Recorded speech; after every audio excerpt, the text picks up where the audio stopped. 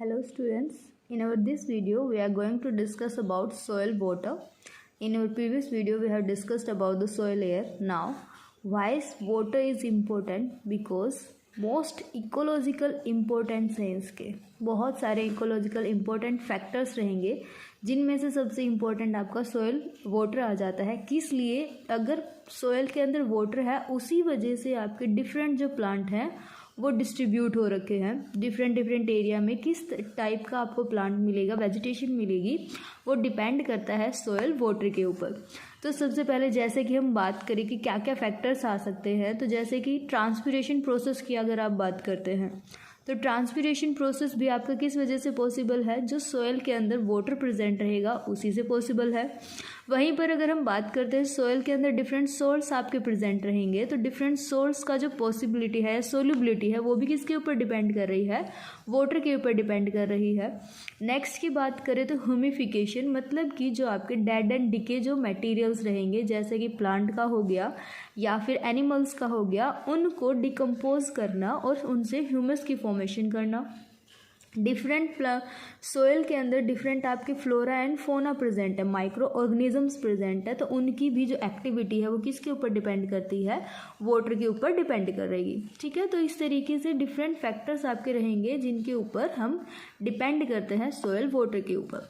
तो अब यहाँ पर बात आती है डिफरेंट आपके मेथड्स की। जैसे कि आप बात कर रहे हैं कि जो वाटर मॉलिक्यूल हैं वो एक दूसरे से कंबाइन रहेंगे, तो वहाँ पर उनको एक दूसरे के साथ बाइंड करने के लिए किस फोर्स की रिक्वायरमेंट रहती है? That is cohesion. मतलब कि आप बात कर रहे हैं अट्रैक्शन बिटवीन सेम मॉलिक्यूल्स। जब सेम मॉलिक्यूल्स के बीच में अट्रैक्शन आपका अप्लाई होगा तो वो आपका कौन सा रहेगा? यहाँ पर कोहेजन फोर्स वहाँ पर काम करेगा।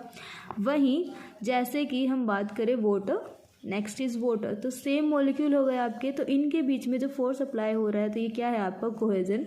इसी वजह से जो वाटर मॉलिक्यूल्स है वो एक दूसरे से बाइंडेड फॉर्म में रहते हैं। नेक्स्ट की अगर आप बात करते हैं कि जो वाटर है वो आपने क्या कहा? ट्रांसपिरेशन में जाएगा, एब्जॉर्प्शन में हेल्प करता है। तो जो वाटर मॉलिक्यूल है वो जाइलम रीजन के साथ, जाइलम टिश्यूज़ के साथ भी बाइंड करते हैं। तो यहाँ पर water and next is your xylem, तो डिफरेंट के बीच में जो फोर्स आपका अप्लाई होगा वो आपका क्या हो जाता है? यहाँ पर एडहेसन फोर्स हो जाता है। ठीक है, तो एडहेसन फोर्स यहाँ रहेगा जिस वजह से जो वाटर मॉलिक्यूल्स हैं वो जाइलम टिश्यूज़ के साथ बाइंड हुए और ट्रांसपायर हुए।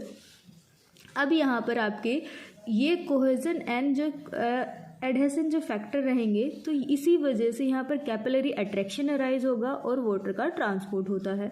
अब दूसरी चीज़ हम बात करें कि जो वाटर का सोर्स है, सोयल वाटर की अगर हम सोर्स की बात करें तो वो आपकी क्या रहती है? मेनली रेन रहेगी।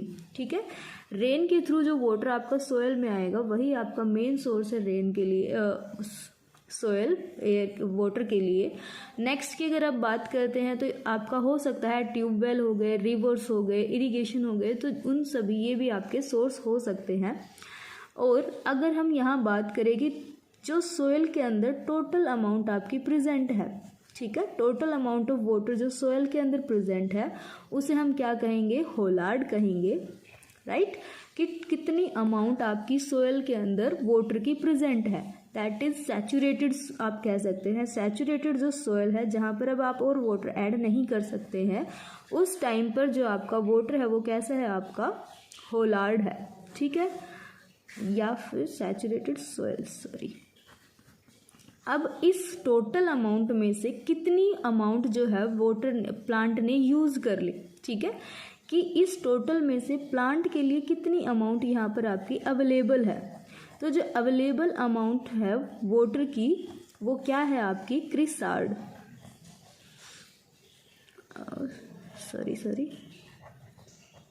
क्रिसार्ड। ठीक है, कि जो प्लांट ने कितनी अमाउंट आपकी वाटर की यूज़ की है वो आपकी क्या हो जाती है? क्रिसार्ड रहेगी। और अब यूज़ करने के बाद कितनी आपकी जो सोयल है वो क्या रह गई? आपकी रेस्ट ऑफ जो आपकी वाटर है, रेस्ट वाटर जो है वो आपका क्या हो जाता है? ई कार्ड। ठीक है, कितना वाटर आपका अब रिमेनिंग रह गया है वो आपका ई कार्ड हो जाएगा। तो total amount of water present in soil that is holard, that is available to the plants is chresard and rest is your echard. ठीक है, तो यहाँ पर आपकी हो जाएंगी, या फिर आप कह सकते हैं नॉन अवेलेबल वाटर आपका हो जाएगा। अब जब हम यहाँ पर बात करते हैं कि जो आपका वाटर है वो डिफरेंट फॉर्म्स में प्रेजेंट है, ठीक है, तो वाटर की जब हम डिफरेंट फॉर्म्स की बात करते हैं तो फर्स्टली आपका आता है there are 5 forms. First one is your run off water. Run off water नाम से ही आपका क्या पता चल रहा है, जो वाटर आपका हमेशा फ्लोइंग रहेगा, हमेशा मूव करता रहेगा, रेस्ट नहीं कर रहा है। तो रन ऑफ वाटर जैसे कि आप बात कर सकते हैं माउंटेन से जब आपके कोई क्लाउड वहाँ पर कोलिजन होगा तो क्लाउड से वाटर आएगा, वो वाटर माउंटेन के स्लोप से, इस तरीके से आपके माउंटेन रहेंगे तो उनके स्लोप से वाटर सारा आपका स्लिप ऑफ हो जाएगा और नीचे की तरफ मूव कर जाएगा। यहाँ पर वो रेस्ट नहीं किया, वाटर ही यहाँ रेस्ट नहीं करेगा तो एब्जॉर्प्शन भी नहीं होगा। तो इस टाइप का जो वाटर रहता है जो सोयल के अंदर एंट्री नहीं कर रहा है, डायरेक्टली सिर्फ मूव कर रहा है, तो उस वाटर को हम क्या कहेंगे, यहाँ पर रन ऑफ वाटर कहेंगे। ठीक है, तो ये हो जाएगा। और दूसरी चीज़ यहाँ पर जो अमाउंट है वाटर की वो सोयल की परमेबिलिटी के ऊपर भी डिपेंड करती है। दूसरी वो डिपेंड करती है इस स्लोप के ऊपर, जितना ज़्यादा आपका स्लोप स्टिफ रहेगा उतना ही ज़्यादा जो वाटर है वो आपका क्या हो जाएगा, मूव कर जाएगा। जितना स्लोप आपका स्टिफनेस कम होगी उतना वाटर थोड़ा थोड़ा आपका सोइल के थ्रू एब्जॉर्ब भी हो सकता है। नेक्स्ट फॉर्म की अगर हम बात करें तो आपका क्या रहेगा, ग्रेविटेशनल वाटर। ठीक है, ग्रेविटेशनल वाटर आपका कौन सा वाटर रहेगा, जो वाटर ग्रेविटी फोर्स की वजह से नीचे की तरफ मूव कर रहा है, तो उस वाटर को हम क्या कहेंगे, यहाँ पर ग्रेविटेशनल वाटर कहेंगे। ठीक है, ऑलमोस्ट आपका यहाँ पर ये जो ग्रेविटेशनल फोर्स है या ग्रेविटी की हम बात करें, ग्रेविटेशनल वाटर की बात करें तो वो डिपेंड करता है हमारे सोयल पोर के ऊपर। जितने ज़्यादा आपके स्पोर जो पोर हैं, पोर का साइज जितना स्मॉल रहेगा उतना ही वाटर का एब्जॉर्प्शन या ग्रेविटेशनल फोर्स यहाँ पर क्या लगेगा, बहुत ही कम लगेगा। लेकिन वहीं अगर हमारे पोर्स का साइज बड़ा है, मैक्रो पोर है, तो हमारे जो वाटर है वो ज़्यादा मूव कर जाएगा, नीचे की तरफ ग्रेविटी की तरफ मूव करेगा। ठीक है, या फिर हम थर्ड ग्रेविटेशनल वाटर की अगर बात की जाए तो हमारा जो वाटर टेबल है उसके ऊपर वहाँ तक वाटर जो है आपका रीच करने की पॉसिबल होता है कि जो वाटर है आपका वाटर टेबल तक मूव कर सकता है, और ऑलमोस्ट 2% वाटर ही आपका वाटर टेबल तक रीच करेगा, बाकी नहीं कर पाएगा। नेक्स्ट की बात की जाए तो नेक्स्ट आपका रहता है हाइग्रोस्कोपिक वाटर। हाइग्रोस्कोपिक वाटर की बात की जाए तो यहाँ पर जो सोयल के अंदर आपके जो कोलाइडल पार्टिकल्स हैं, उन कोलाइडल पार्टिकल्स के बीच में क्या रहेगा, आपका एडहेसिव फोर्स अप्लाई होता है। ठीक है, वाटर के मॉलिक्यूल्स के साथ, तो उसको हम क्या कह रहे हैं, यहाँ पर आपका हाइग्रोस्कोपिक वाटर कह रहे हैं। यहाँ पर आप बात कर सकते हैं कि इम्बाइबेशनल फोर्स भी हम इसे कह सकते हैं, क्योंकि ये सॉलिड पार्टिकल्स हैं, ये सॉलिड पार्टिकल वाटर को अपनी तरफ अट्रैक्ट कर रहे हैं, मूव कर रहे हैं, तो ये आपका हाइग्रोस्कोपिक वाटर हो जाएगा। फोर्थ वन आपका हो जाएगा कंबाइंड वाटर। ठीक है, केमिकली कंबाइंड वाटर आप इसे कह सकते हैं, क्योंकि जो वाटर है वो आपका कंबाइन कर जाता है डिफरेंट केमिकल्स के साथ, तो इस टाइप के वाटर को हम क्या कहेंगे, यहाँ पर कंबाइंड वाटर कहेंगे। जैसे कि आप एग्जांपल ले सकते हैं, कॉपर सल्फेट है।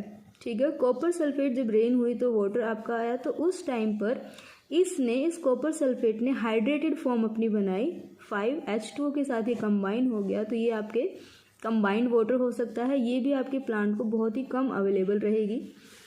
Next one is your capillary water. ठीक है, कैपिलरी वाटर के अंदर आप क्या बताते हैं, जैसे आप हाइग्रोस्कोपिक में बता रहे थे कि जो आपके सोयल पार्टिकल्स हैं उनके साथ वाटर की फिल्म आपकी फॉर्म हो जाएगी। कैपिलरी वाटर के अंदर क्या रहता है कि जो आपके नॉन कोलाइडल जो पार्टिकल रहेंगे, या नेक्स्ट की हम बात, तो जब हम कैपिलरी वाटर की बात करें तो कैपिलरी वाटर में आपका क्या हो जाता है, जैसे कि यहाँ पर आपके ये सोयल पार्टिकल्स हैं, इन सोयल पार्टिकल्स के थ्रू जो इनके बीच में जो फोर्स अप्लाई किया जा रहा है, जो वाटर यहाँ रिटेन रह पा रहा है इन मॉलिक्यूल्स की वजह से, उसको ही हम क्या कहेंगे, कैपिलरी वाटर। हाइग्रोस्कोपिक के अंदर वाटर सोयल पार्टिकल के अराउंड वाटर की लेयर फॉर्म हो गई थी, यहाँ पर इन सोयल पार्टिकल्स के बीच में ही क्या हो जाता है, फोर्स अप्लाई होगा और वाटर इनके बीच में रिटेन रहेगा और वही वाटर जो है अवेलेबल रहेगा प्लांट के लिए। जो सबसे मोस्ट अवेलेबल फॉर्म की बात की जाए वाटर की, तो वो आपका कौन सा रहता है, कैपिलरी वाटर ही आपका मोस्ट अवेलेबल फॉर्म रहती है प्लांट को। ठीक है, तो this is all about soil water. Next video will be about organic matter.